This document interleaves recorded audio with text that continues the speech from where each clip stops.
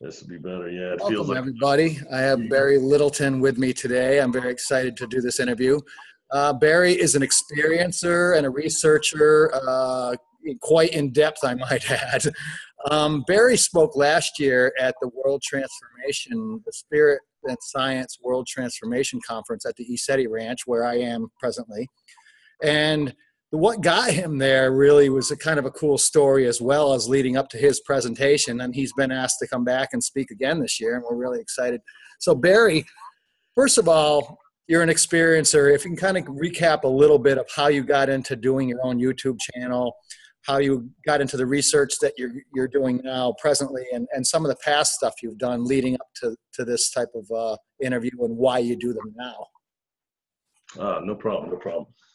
Actually, I'm a lifetime experiencer. I started having experiences when I was a kid, and they were rather vivid, but sometimes they were like more of an astral type of thing, or a dream, or I would wake up not at home. And that part was physical, but it wasn't anything that I could prove or really tangible tell other people about. So I started requesting more physical contact, something that I could prove. And then nothing happened until I got about 18, and then I started having physical encounters that actually with someone else 3 of the times, and it involved a lot of missing time. 4 of the encounters I've had involved a lot of missing time. So I kind of become really curious about that. And being born somewhat awake, these experiences made me want to research things more, figure out what was happening to me. I mean, even as a child, you start trying to figure out what it is you're experiencing. So that kind of led me further into discovering who I was and the nature of my contact itself.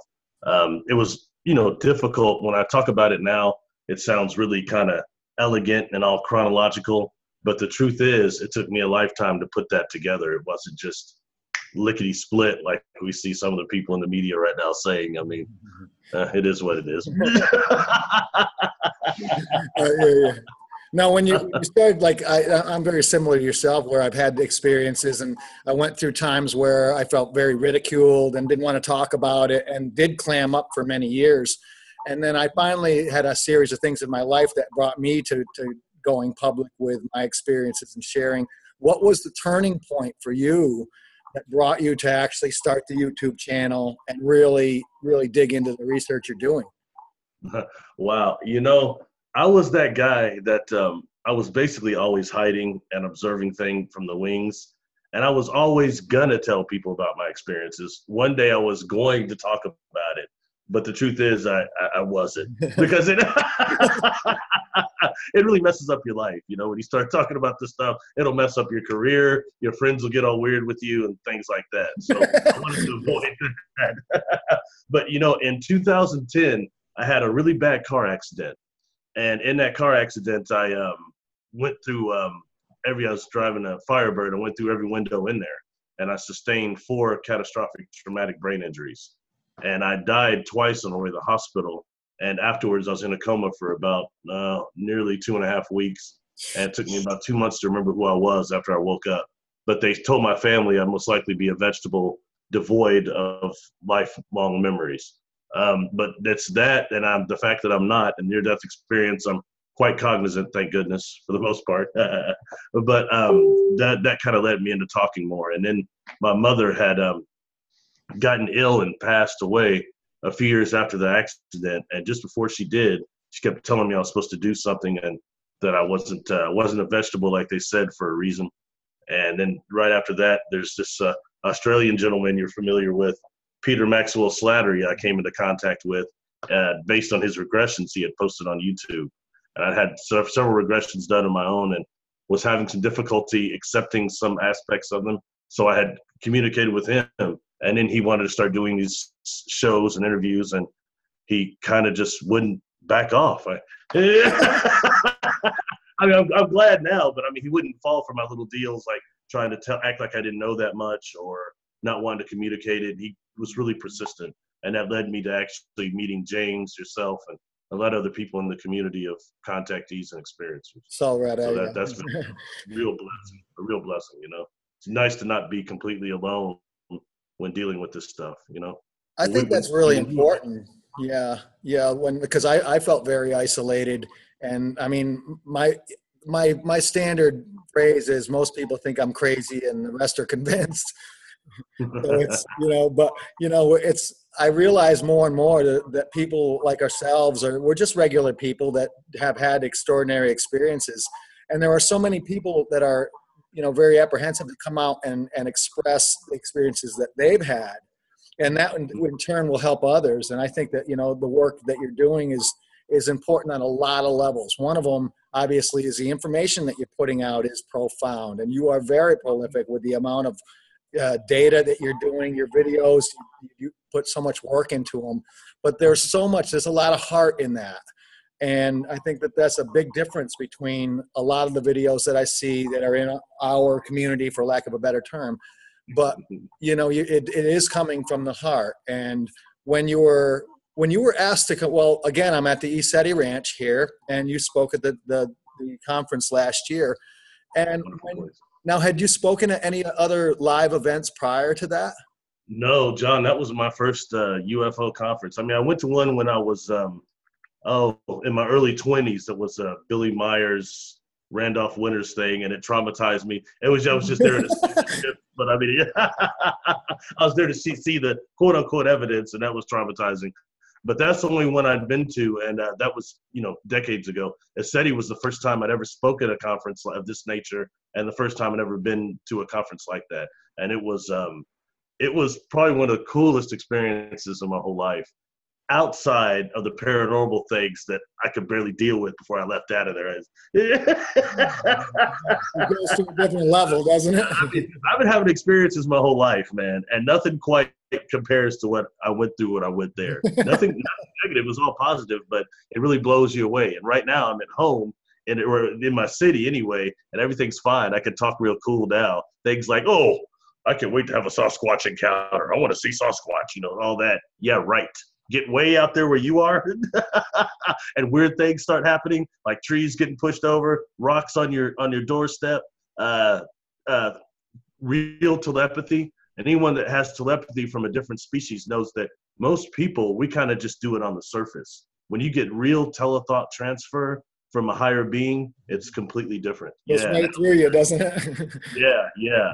And, that took me into something out there when I talked to James last week. We did a show, and he mentioned several different types of Sasquatch out there. And I'll tell you, the one that was messing with me back there, the back of that property, was definitely not just a wild man.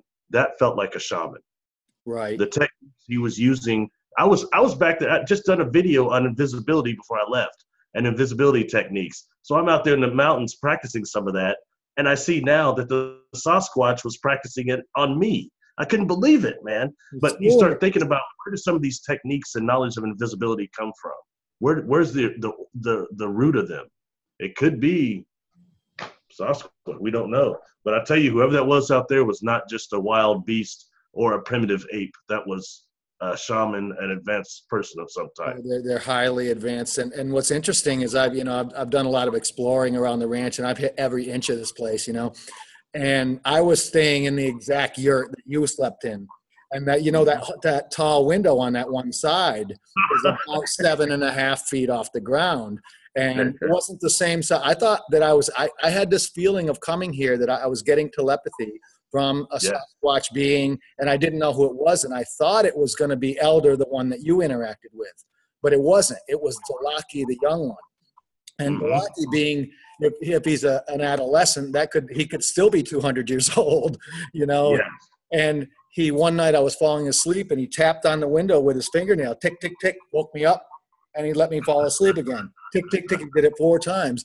He's tapped the whole building. I've heard him walking around out there, and he's very playful. And then I had some telepathy where a girl had left some bananas, and I said, "Where would you like me to place these?" And he led me to a place he called the Gifting Rock. I'll show you when you come up. And it's that level of communication and a lot of imaging. So he didn't tell me where it was; he showed me where it was. Mm-hmm.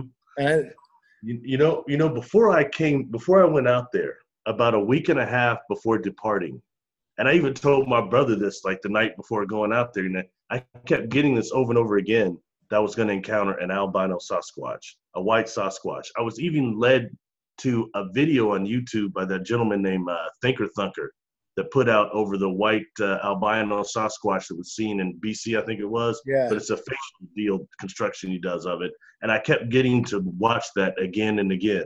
And then when I get out there, you know, I'm feeling that again. I felt like I was being watched from the very first time. And bless his heart, Albert, that I actually saw that holographic mountain with, another great experience on the ECETI Ranch. But, you know, he was staying in that cabin that's next door to the one you're talking about. And I suspected, for all I know, that maybe him and James Gillian were playing a joke on me, you know, putting rocks on my doorstep and doing something, messing with me somehow, you know. But that isn't what was going on at all. I was trying to dismiss it. Mr. Spiritual Guy trying to dismiss it. That's kind of what that comes down to. Well, it's just about that, you know. You had all these experiences, and we've had contact with a lot of telepathy through a lot of higher beings, but now you've got a higher being that's in a physical form. You know, and they're playing with you a little bit, like placing the stone on the steps for you, and you know, just getting your attention. By the way, I'm real. You know. Yeah. You know, I'll tell you, the two trees. The first time it happened was the second day I was there. There's a tree right where I was meditating on the side that's broken out there. They say it's still there, but you know, it was high up. I tried to dismiss that one. 2 days later, there's another one broken right next to it. Now, if you or I were to push over a tree, we're going to push it down about anywhere from chest to stomach level. We're going to push it down. This thing was 8 feet up, John. Oh, yeah. So whoever pushed it over would have had to have been 10 feet tall or taller, between 10 and 12 feet tall. And it took me a minute to get past that. It's one thing to see the guys on Bigfoot Hunter out there yelling and screaming like fools and banging sticks against the trees, but it's a different thing to be out there where ECETI, where it's definitely a power spot. The energy there is very powerful. I mentioned before how it seems like you got about 3 days out there to enjoy the ships and get the good vibes, and then the land itself starts bringing up trauma. Mm-hmm. If you've got some type of a trauma, it brings it up for you to deal with it like a warrior.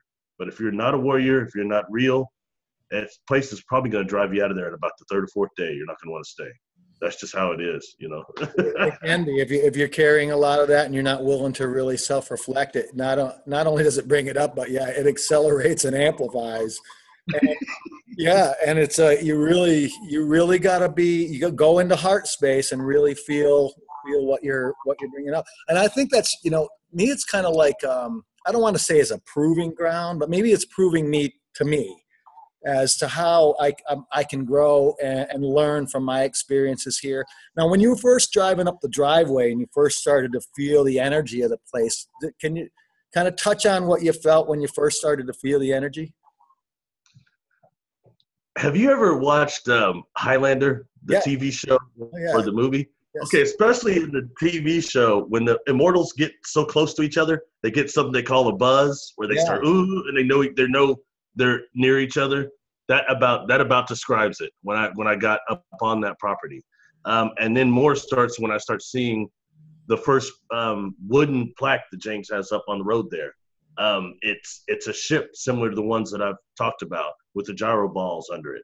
So that there, I mean, everything started, and I just, to be honest with you, I wanted to meet James. I've been following him a long time, but I didn't think he'd be that cool, not down to earth like that. He's really, a brother, yeah. He's cool, and he does some neat little stuff. Where we're talking, having breakfast, like calling in hawks and telling some of his experiences out there. It's pretty neat, you know. That place is everything people say it is, and when I hear people like either trying to slam it or say it's cultish like, they haven't been there to even experience it. It's not like that up there at all. You know, no one's pushing things on you. It's just a place where there are other either clairvoyant people or experiencer, aware people joining together and just kind of talking and chopping it up, what we used to call it, you know. Right. That's the way I feel about it. And I think that I got here later in the afternoon. We ate dinner and we immediately went out. It was getting dark, went out to sit in the sky watch. And within half an hour, I'd seen 4 ships come over. And I was like, wow, you know, and to me, I've seen more than a couple in a night before and throughout my life and everything. But the next night, then there's one. Here comes another one. Now there's a power up. Now here's 2 more. You know, it's like, yeah, I've seen them, but I've never seen this many on them, you know. Yeah. And then the mountain lighting up. We're getting up by the cave. We're getting a lot of activity up there. And I mean, that mountain is 13 miles away. For those lights to illuminate that much of the mountain, they're putting off some serious energy. Are you talking about that dimensional door? That's the first thing I saw in the Field of Dreams, was that dimensional door.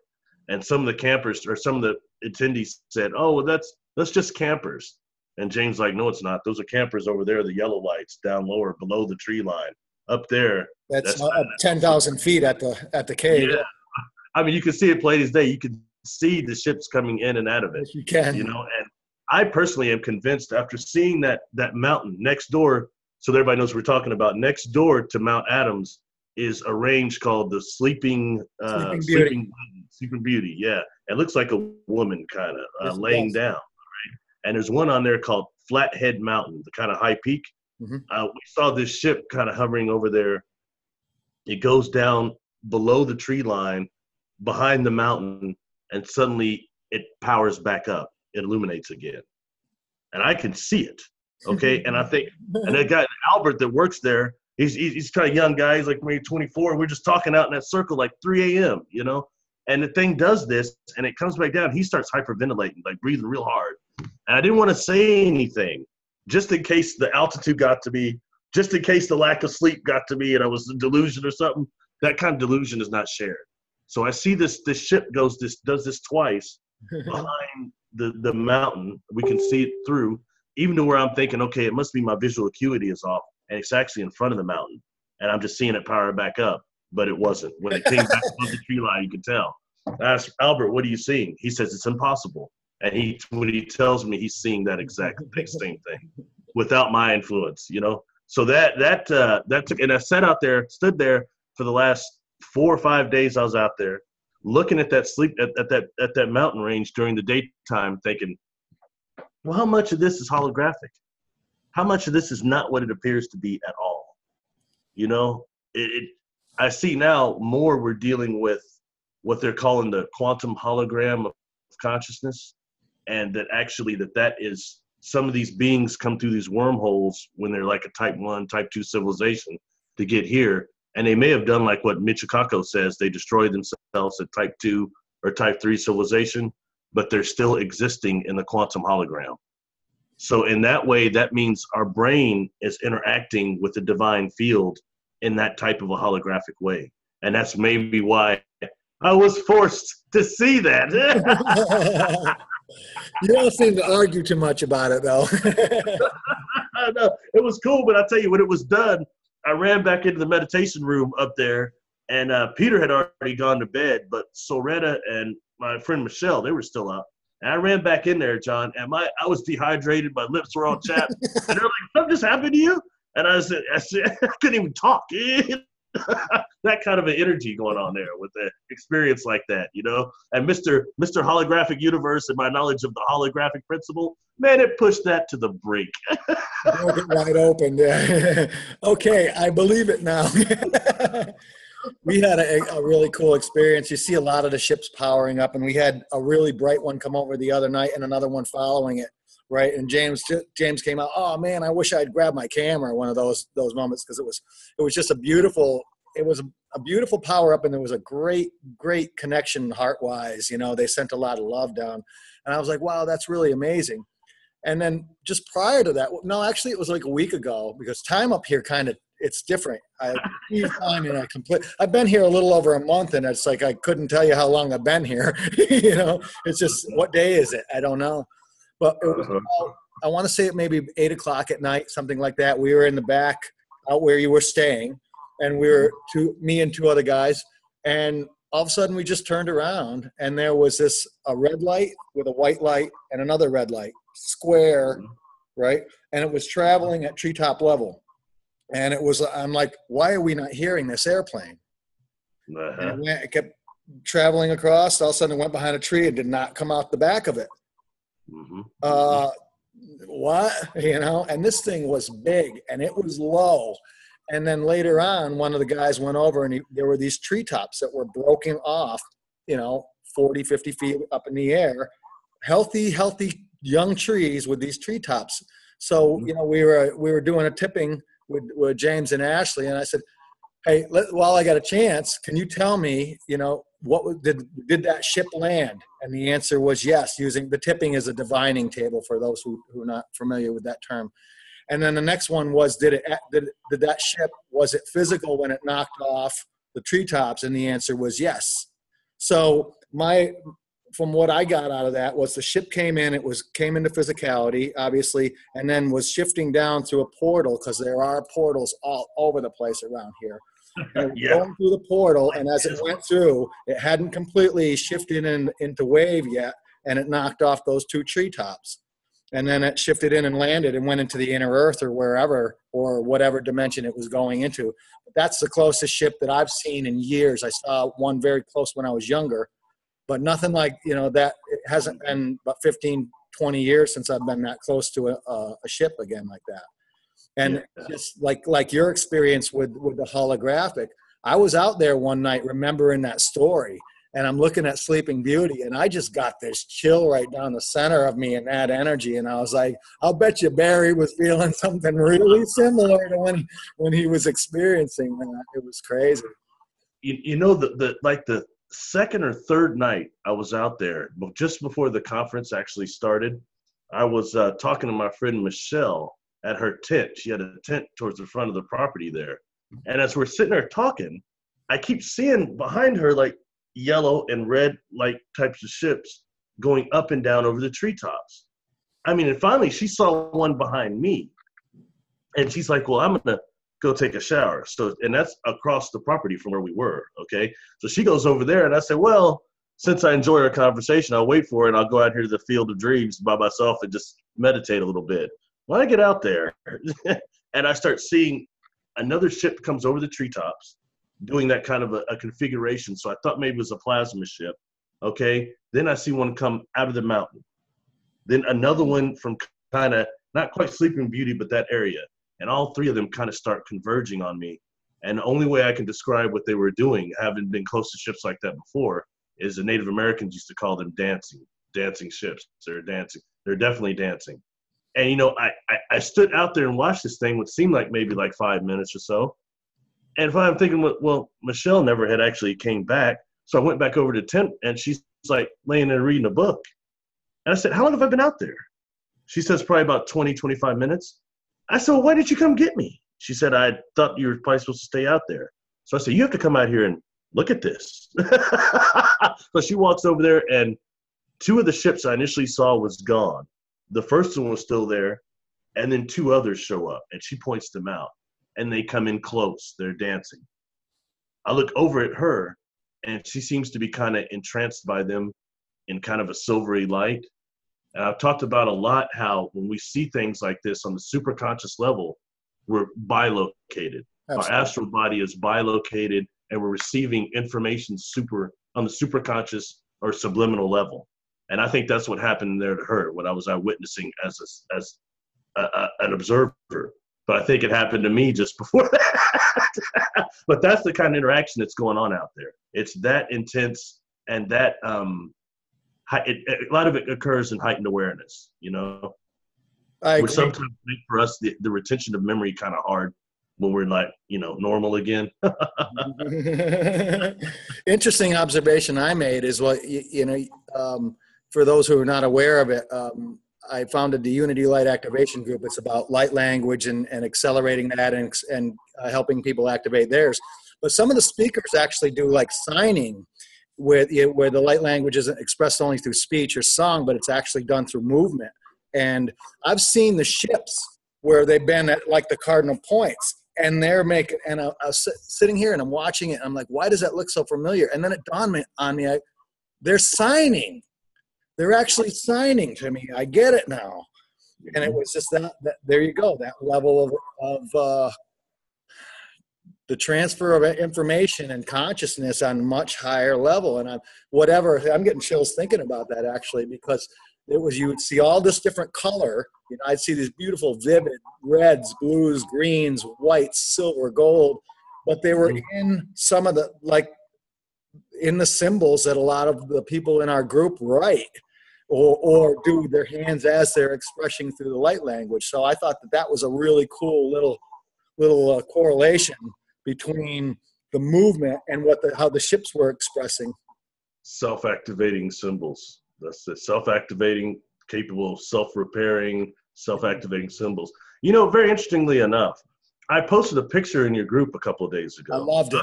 I'm surprised that people actually liked it. That's cool. Because I don't speak light language. I'm not very good with the languages here on this planet. So not yet you don't. Not yet you don't.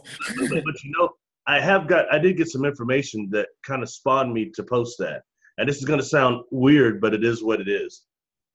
Anybody that likes Doctor Who, all right? My favorite doctor was a guy named Tom Baker. He's the one that had the curly hair and the scarf. Yep. The last episode he did was called Legopolis. And what it dealt with was the universe being a slightly closed universe that was generating entropy. That's the law of thermodynamics, all right? And there was this place called Legopolis that actually had these antennas there that looks a lot like SETI. And the people of Legopolis had a light language they would speak that they called codes. And these codes would go through the antenna system and help keep the universe in balance with entropy. So when I see that the guys are all sitting in these booths and they're all doing this light language, and they're doing it mathematically also, and they're talking about these codes. And I think that's what your group is doing. And, I found since then, my friend Floburn that I do Thursday nights, sometimes she'll have me on her show, and she's very aware, and she's like that, she's an experiencer. But, she informed me of how many of the melon-dominant population, especially females, are speaking light language. I'd not heard that before. Really? So that, yeah. So I think it's time to start bringing some of this together. I think in the end, we'll have not just the tones and sounds, but have the mathematical computations through self-activating symbols that everybody's getting. You're giving me the chills. It's fascinating, bro. I'm just an observer, but I like observing, man. It's pretty cool, It's always something new. Who needs to lie when everything's this weird? You couldn't make this up. There's too many really. The truth is so much farther beyond what we would think up, on our own as it is. And what's interesting about you talking about the codes is exactly what we do in this group when we speak, express any type of light language. And it can be done through painting or, that's visual vibration, but it is done in a specific set of codes. And I kind of look at myself like a galactic mailman. I'm handing you a letter you wrote yourself. So if I do an activation, I give you those codes. They're your codes. They're not mine. I'm just the messenger. I love that. I think taking it even a step forward, what I think it's actually the codes are doing, and the Doctor Who concept, they were dealing with entropy. But I think here on this planet, in this matrix, we're dealing with this negativity. And what I mean with that is, I've been checking out a lot of the Foundation research for extraordinary encounters, they call it now, Ray Hernandez and everybody. But, nice. They found out they were almost up to like 4,000 people they've surveyed now. And you've got 85% of those people saying they had positive encounters. That's a huge. You've got out of that like 50% saying that they got either a healing or a family member did. We never hear about that, John. Right. And right now that type of negative influence by the media, constant abduction, archons, reptilians, hybrids. Constantly. That's all. That's all. And not that doesn't exist. That's a definite deal. But that is forced so much that the positive contact, like we're even talking about at the ranch, is dismissed. And no one's hearing about that at all in the media. And I think right now, maybe those codes that you're giving are helping to transmute some of that and change that. Because that stuff has to start coming through. A lot of people say, well, I can't stand the star beings because they're not helping us. Interdimensional beings aren't helping us. Yeah, I think they are.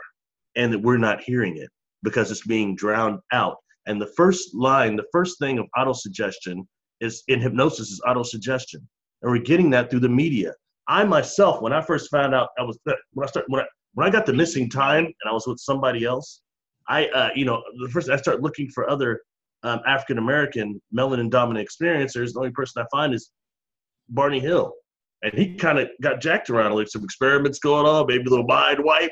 So I said, oh, no. Did they steal my sperm? Did they give me mind screens? That isn't what happened at all. I knew that kind of, but that the media kind of influenced that, and it starts giving us negative ideas, negative thought forms. That's negative forces start building energy that way to manifest into this world through our own pineal gland. So we have to be aware of how much what we just talked about, our own thought process is interfering with the divine field and the type of experience that we're having. It's augmenting it, allowing other things to come in that wouldn't. So I'm not preaching to anybody. I'm just saying, please be aware of that. It's a big factor in what's going on and about what we're even hearing about contact, period, and why you don't hear about positive contact. You know, let's talk about positive contact. We can, like a lot of people bring up the negatives and abductions and so forth, like you said. And what's really important to deal with that is to learn how to do your clearings and stay up on them. I look at it like kind of like brushing your teeth. You got to do it, you know. But as far as the positives are concerned, I've interacted with a lot of different beings on a telepathic level. I have many, many guides, but I started being introduced to different ones here, different beings. And the term aliens, I don't really like that term because they're ultimately our family. They're extraterrestrials. They're the greater family of man, as James puts it. But I think it goes even farther than that. But, you know, the lion beings are very prevalent around this area. They're tied into the land. It's primarily a Pleiadian portal. So that Pleiadian energy is here. But what's really interesting is when we'll call in a lot of different beings, you can feel the difference in their energies, you know, like the elemental realm. We had one during a session during James Self-Mastery right here in this hall.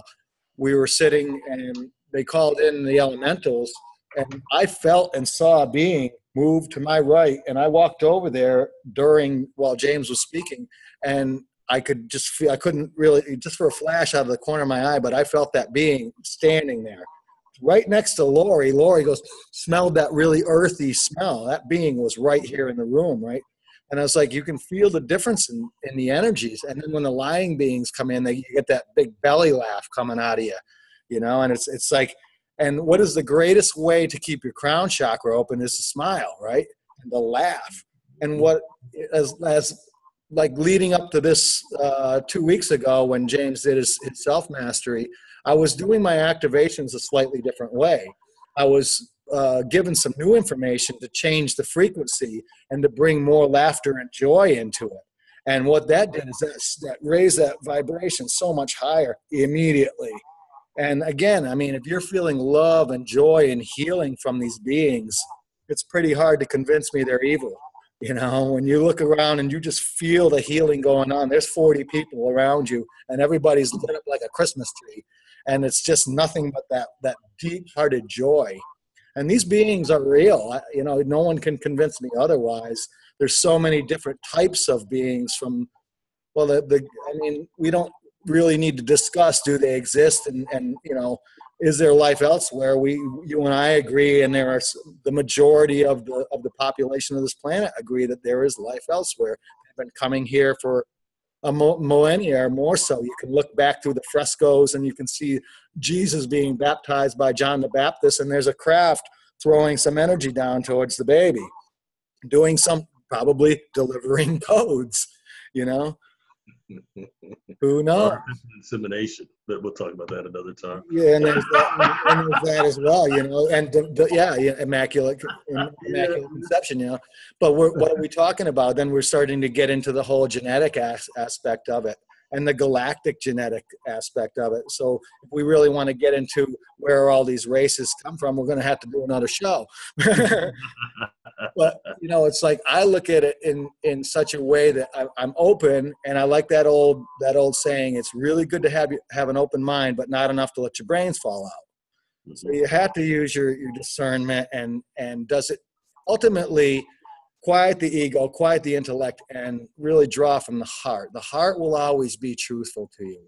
And that's one of the things that I felt like when I made my full phone call to the ranch July 4th weekend last year, spoke to Solretta, and that opened up my whole thing and lit a candle under me. I locked into a lot of energies. It was Solretta, Peter, James, and you. And I could hear your laughter in the background because of the way the link of the energy, but it was real. Ultimately, what was I sensing? I was sensing the hearts and the souls of all you guys. And what was really interesting is when everybody went home, I didn't know you had gone home yet or what everybody was doing, but I started to get depressed. And I was like, why am I depressed? I was empathetically feeling you guys. I was still linked in with you energetically because Solretta and I had exchanged light language, and that was a really powerful connection. And that's a bond that can't be broken at this point. You know, she's one of my sisters. And then then it just kind of snowballed into the energy of that group. And ultimately, here you are doing an interview with me, and we became friends because of the energy, you know, and the connection. And I think what that ultimately does is it comes back to our galactic lineages, and that we all have indeed spent time together in the past, many past lives as well. Because the first time you and I talked, it was like talking to someone that we've known each other for, you know, it's just like we knew each other all our lives. Well, many lives probably, you know. You know, that's one aspect that I was unprepared for when I went out there. And, you know, I'll be honest, like sky watching doesn't interest me that much, because when the ships come up close, like what we talked about, and you lose like 20 hours of life at our time, it messes with your life. So I kind of said that when I was going out there. I was like, I'm not going to be ringing no bells out there, staying out there chanting, doing all that. But that wasn't what was going on at all. You know what I mean? Right. And the truth is, you don't have to do that out there anyway. You're just going to see something, unless you are so asleep.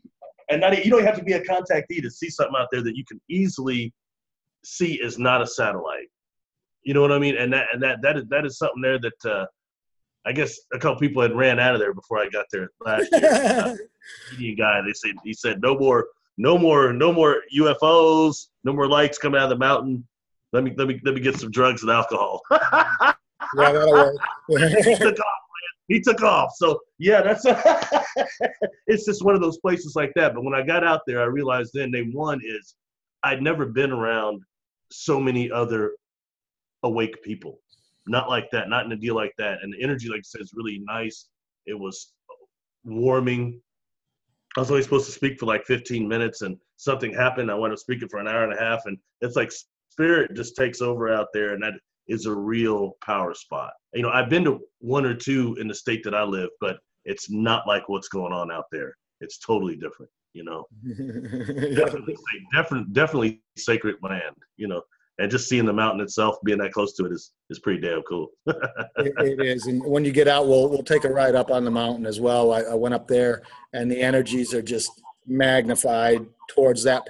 When you get closer and closer to the gate, they are completely magnified. And wow. I mean, there's a gate. James told me that the gate actually resides over the top of the Field of Dreams, the Pleiadian gate. But there are other vortexes. There's one where we were off past the medicine wheel to the left.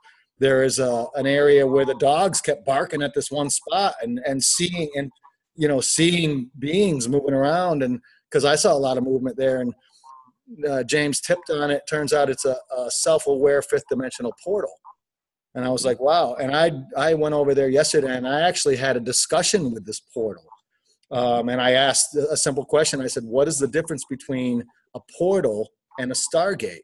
And the portal says the stargate has access to other universes and that type of data, where the portal has only access to energies that are, energies that are relevant to this particular universe. So it's like a smaller version of a stargate.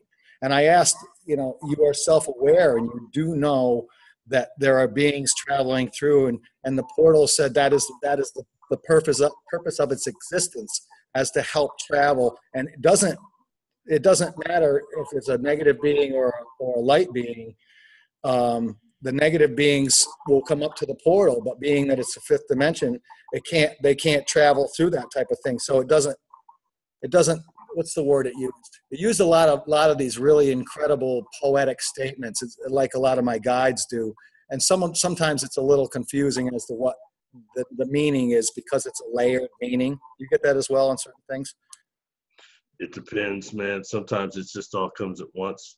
Right. It has to be deciphered later, Right. I think I'm still trying to decipher some of the information from the portal now. That's why I'm having a hard time expressing what it said. But point being is there is information that is in a lot of different forms here at the ranch. The energy is so accessible. If you want to meditate, you can access things. I can access things so much easier than anywhere else I've been. It's probably the same for anyone that comes here.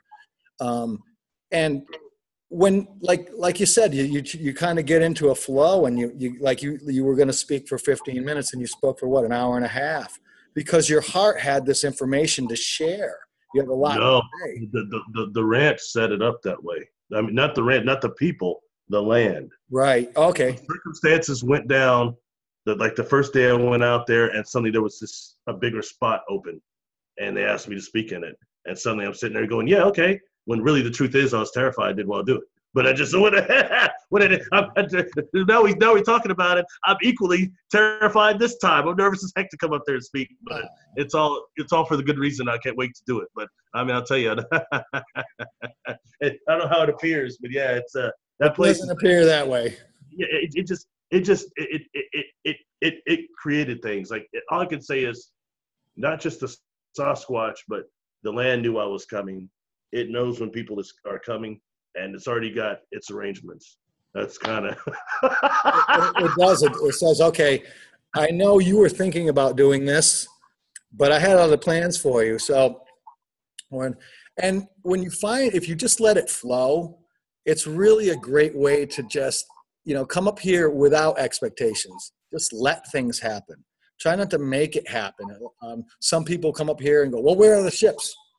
Well, if you're going to treat these beings with, not the respect that they deserve, then they probably won't show up for you.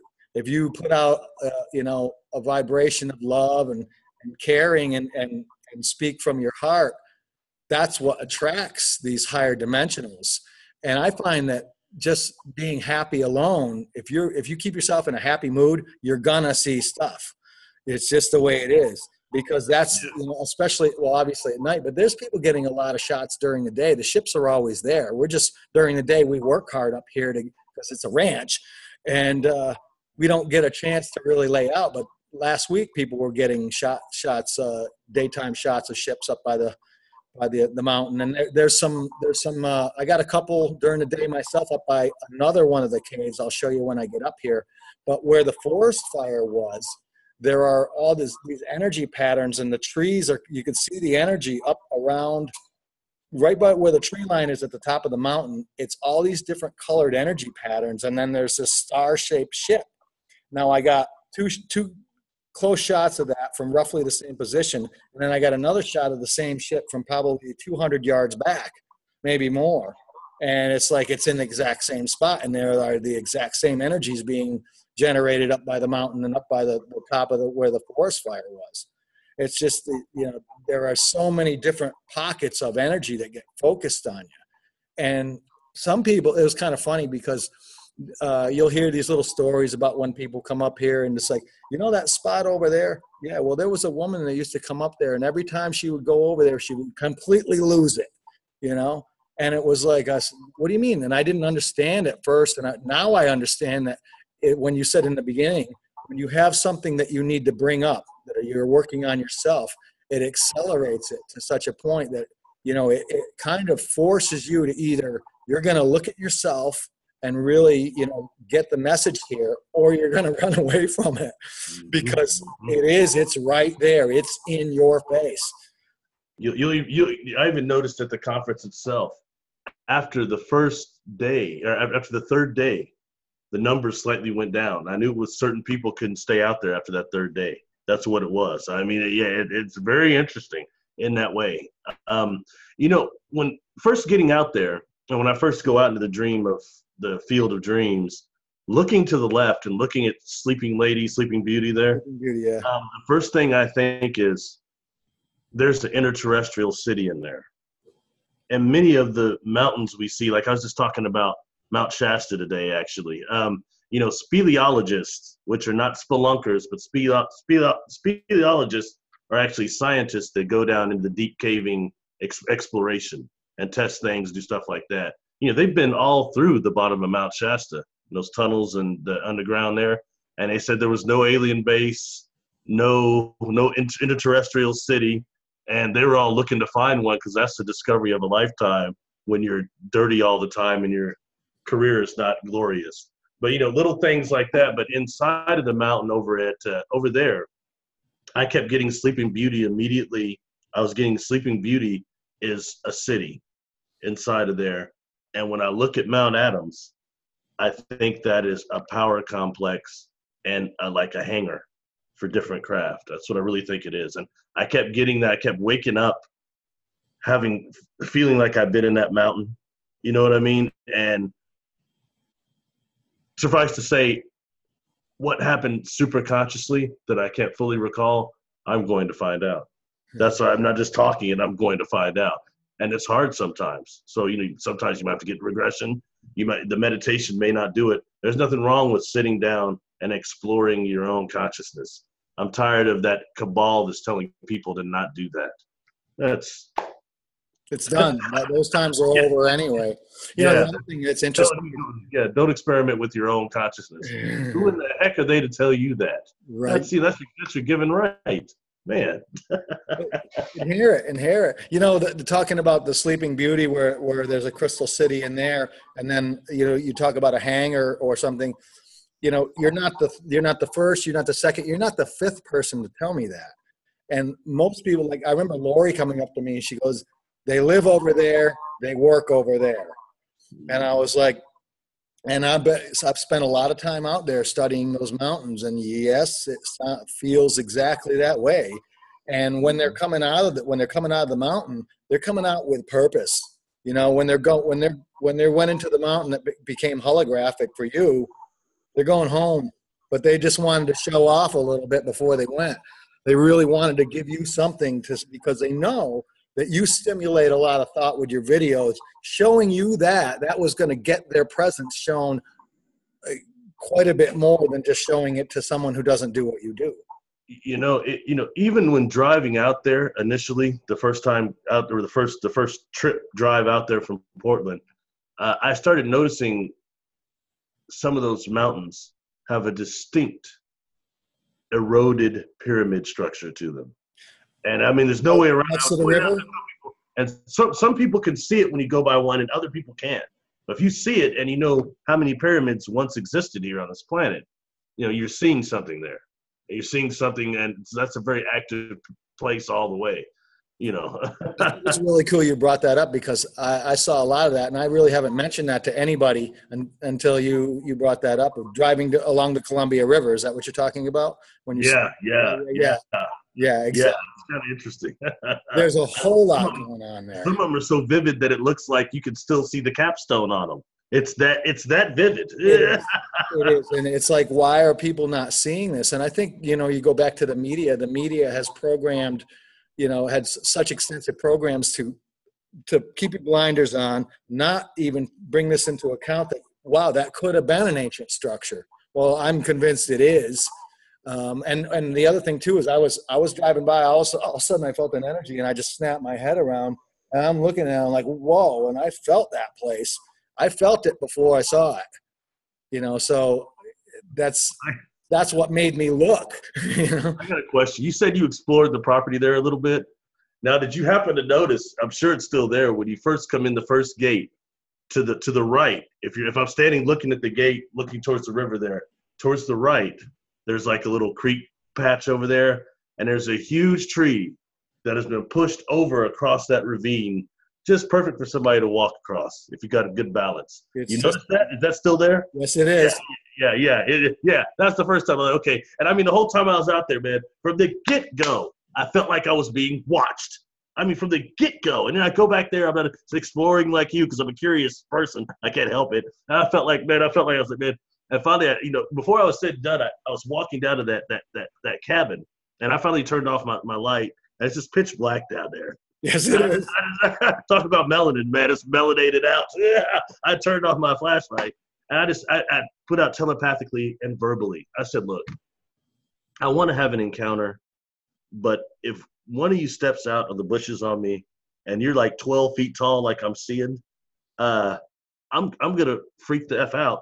So please just don't do it. Don't do it. And I went out, and I went back in that cabin. I spent half of the nights not able to sleep the few hours I could, because that window you're talking about, I don't know if the bed is still there, but the bed is there. The window is right there. So I'm always looking up to see if anybody is breaking that light, because it's going to the back 40 and nobody should be back there. And it would have to be over 6 feet tall if you saw them breaking that light. So I was constantly looking up going, man, you know. And so I wind up walking around the field of dreams from 3 to 4 a.m., you know. And that's usually when I get woken up. If I don't sleep right through, and I've never slept good at all, you know, not for years since I was a kid. And here, pow, down you go, out, right? A lot of people say that, but they'll wake me up. And very often, I'm sleeping in my tent for the summer, which is, I find it really cool. But I'm sitting there and all of a sudden the ground's vibrating. I'm like, whoa. And I wake up and I'm like, is that me? And I'll put my hand on the ground and no, it's not me. The ground is vibrating. And then it'll stop. And it'll do it like 3 or 4 times. And okay, I'm wide awake. And then that happens all the time. Usually it wakes you up to go out and see the ships. But one of the times right after that, it was at least, I think 3, maybe 4 times that it vibrated the ground. And then right after that, all of us heard the whoa, whoa, whoa, whoa, whoa, whoa, whoa, whoa, whoa, whoa, whoa. We believe it was a cloaked ship moving through the gate. And it changed the vibration of the entire place. And everybody, the entire ranch was woken up by that. Or the energy complex next door generating something. You know what I mean? Could even be a machine cleaning for all we know. It's very, very interesting place that is. When I saw that holographic mountain, well, before the ship itself, it morphed so often before it started descending that I tried to telepathically tune into it.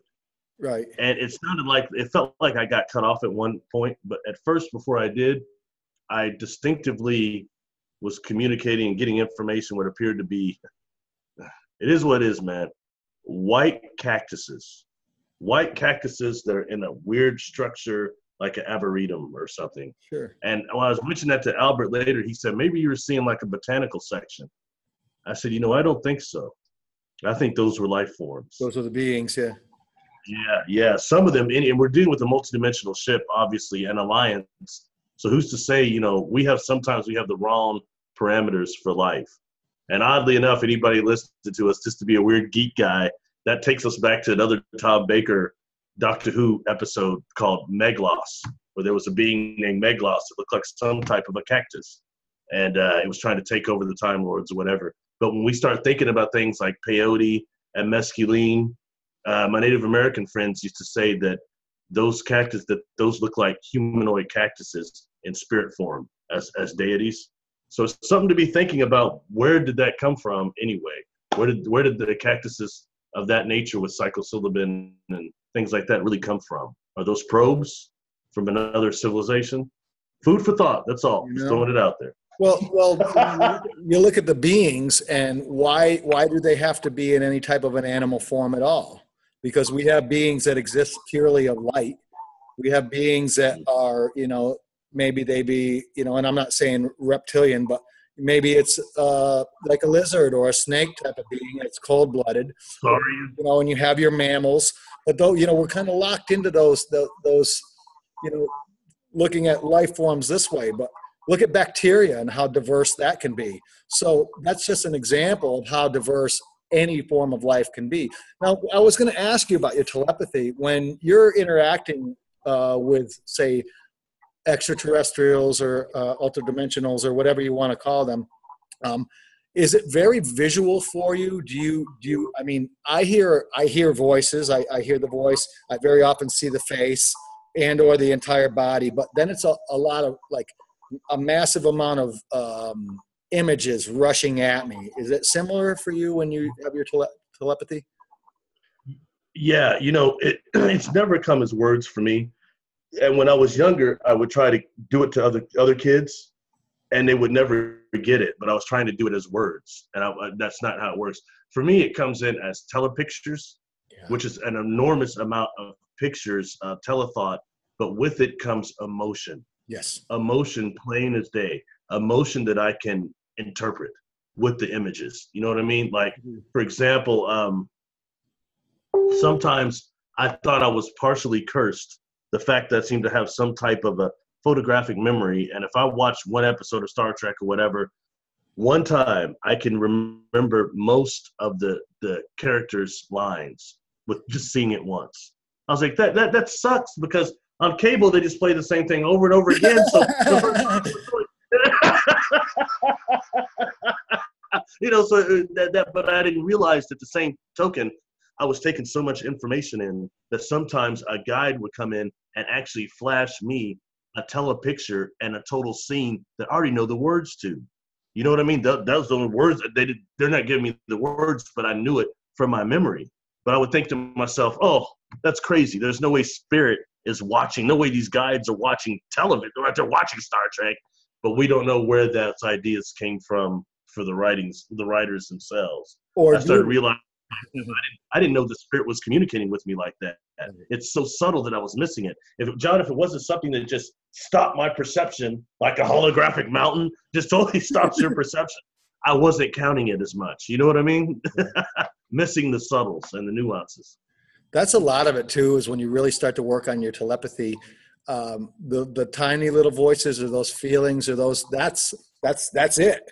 Focus on that, quiet the ego again, quiet the intellect again, and go into that subtle. Once you open up that door, it's vast.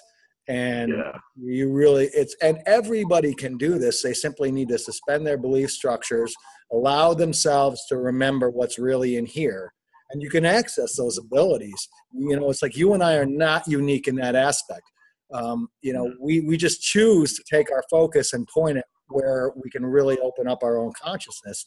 And obviously you've been on the journey and I've been on the journey. Now, when you take that type of a mindset, for lack of a better term, and you start to focus it at your research, and you start to okay, I want to see, but you're like I am, you're a geek and you want to know everything. So I want, when I first started speaking light language, I needed to know everything I could find out about it. And I'm still learning. And so, like, when you did your video on the holographic mountain, I know you went digging and you went back into a lot of the previous work you had done. And then you started to, update it and bring it into the new information you had. And you've done a lot of videos on holographic universe. And I think that information is really, really important to understand in the nuts and bolts type of thinking of helping people develop a wider structure to believe in rather than the little box they've been put in, or you know what I mean? And so let me ask you this then, since you did the conference last year, what kind of new developments have happened as far as your research? And I mean, right after the conference, you had a whole lot of stuff to say because you had so many experiences. Well, I went deeper into the quantum holographic frame of consciousness that they're actually putting together, and all those physicists are putting together, very, very like the Free Foundation, and kind of some of the positive things that they were talking about. I wanted to really kind of understand that aspect of contact more, how actually some of these beings themselves may be deceased or not in physical existence, but they still exist in the quantum hologram itself, and how they're interacting with us through the divine field. That's what happened to me out there. That's kind of one thing that I've been kind of really fascinated with to know more about. And kind of going into, like, I've had a few more sketches actually done through Kasara, which describes some more of the experiences that I've had I only tend to talk about the physical ones. Right. Because they're the most tangible to me, you know what I mean? That resulted in something that was there that I actually saw. So I've kind of just tried to elaborate on that a little bit. I've been trying to write a book for a long time, but Lord knows I recovered from 4 brain injuries. So one thing, my patience isn't quite what it used to be to sit at the typewriter for too long. But I'll get it done before I'm too old. Anyway.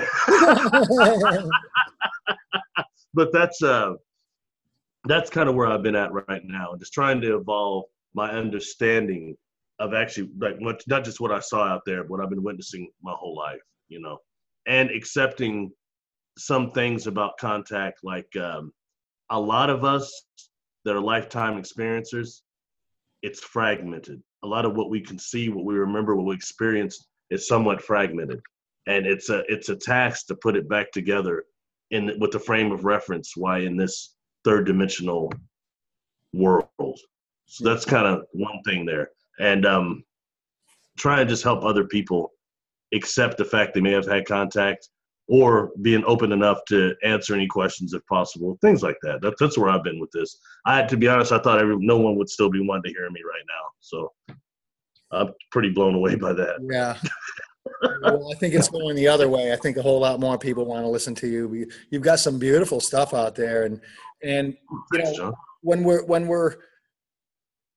when I look at your YouTube channel, there's a lot of really in-depth stuff too, but there's a lot of simplified aspects. So like what would your suggestion, like somebody who's new to this and they've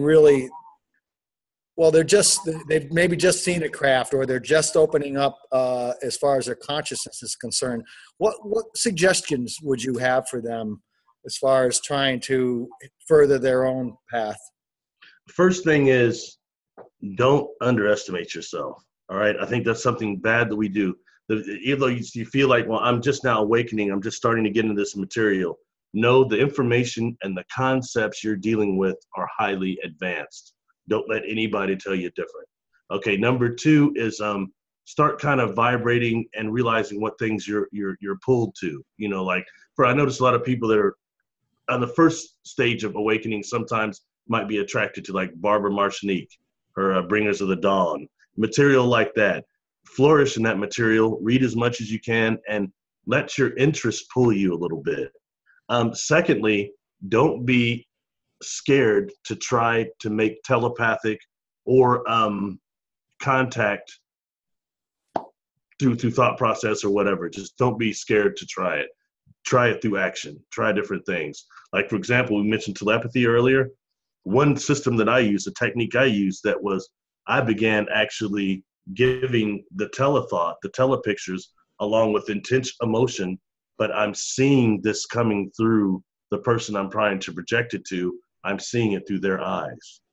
That kind of puts the boom, 999, 911 on the, it puts a 911 on the telepathy. You know what I mean? It's just a different technique. But if we don't try to experiment with our consciousness a little bit, if we're too scared because religion said you weren't supposed to do this, and then you have people over here were conforming and told you're supposed to do that, you may not conform to any of these things. And that doesn't mean that you're some Satanist or demonic person at all. It just means you're experiencing with your own consciousness. Don't be afraid of that, because that pull for that, and that pull that you may be having contact is, I think, how humanity's trying to save itself. I think it's much higher. Does that answer that at all, or was that just something? Yeah, no, that's really good. The other thing is that made me brought to mind was these are all skills we have, and like anything else, you have to practice it to get better at it. And if you don't practice, what happens? You get rusty, right? And so I try and practice my telepathy all the time. Actually, James and I are back and forth, and it's like, all right, James, I'm going to sleep now. You got to leave me alone, because we have fun with it.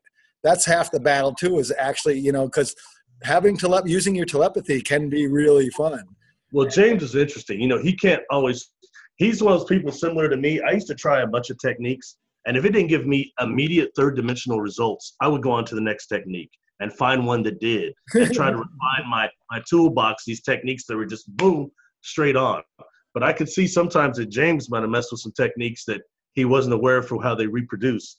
I saw him a few times out there when I'm not sleeping, of course. I'm at 3:00 a.m. looking at the mountain or whatever. I see him walking around over there, coming out of his little cabin and walking around. Yeah. But he's like the next closest thing to sleepwalking. But he was in his dream body. See, we practice these techniques, and our consciousness starts transferring when our physical body's asleep, and sometimes we're unaware of it. That's kind of cool, though. Every time next day I saw you walking around, I wouldn't walk around. I slept like a log last night. I knew then that was his dream body. Yeah. Astral body walking around. He's talked about, I was above the ranch, and I was watching everybody walking and doing their stuff in the morning, and it's like it's not hard to do this, but again, you have to try. You have to believe it, and you have to get yourself out of the shoebox that that society wants to put you in. Yeah. You know, and what's that boiled down to the most is just being willing to believe, right? Yes, absolutely. And being open enough to experience, you know, and fear is always going to be a factor. Self-preservation is important, but you have to know also at a certain point to put it aside and allow the experience to go forward. You know what I mean? And I think that's where we're at right now. And a lot of this that I'm really wanting to see the positive side of not just contact, but awareness itself coming forward. You know, I get asked a lot, like, what is the main thing that being said to you? Well, you know, part one, they never give me any prediction of the future. They never show me this massive destruction that everybody else seems to Me see. neither. They don't know any more than we really do, you know, but they have shown me the past and some things that have happened that they say won't happen again. Right. Like our Earth looking like a burned out cinder going around the sun. Right. That's not going to happen again. So it makes me think of how many epics this planet has had before the millions of years. I remember incarnating here. I used to think I was at the beginning of this place. I was not. Right. There were cycles before that burned this planet out. You know what I mean? So that way, yeah. But in that way, I think that, and when we're dealing with not just extraterrestrials, but interdimensionals, I think we have to be aware of how many of that is connected to the Earth matrix itself.